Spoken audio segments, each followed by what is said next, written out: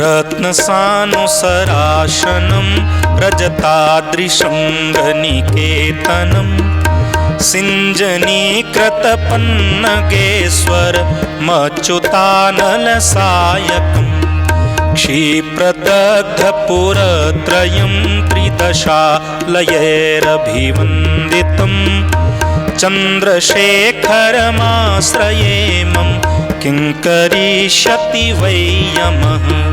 पञ्चपादपपुष्पगन्धि पादम्बोद्वयशोभितं भाललोचनजातपावक दग्धमन्मथविग्रहं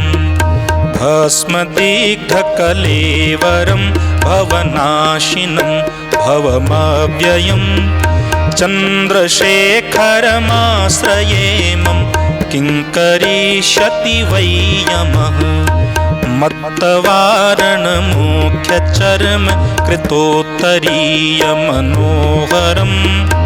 पङ्कजासमपद्मलोचन पूजिताङ्घ्रिसरोरुहं देवसीधतरङ्गिणीकर सिक्तशीतजटाधरं चन्द्रशेखरमाश्रयेमं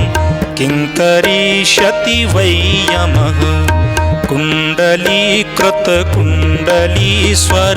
कुण्डलं वृषवाहनं नारदादिमुनीश्वरस्तुतवैभवं भुवनेश्वरम्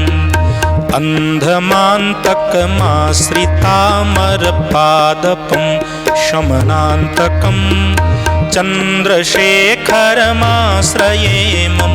किङ्करिष्यति वै यमः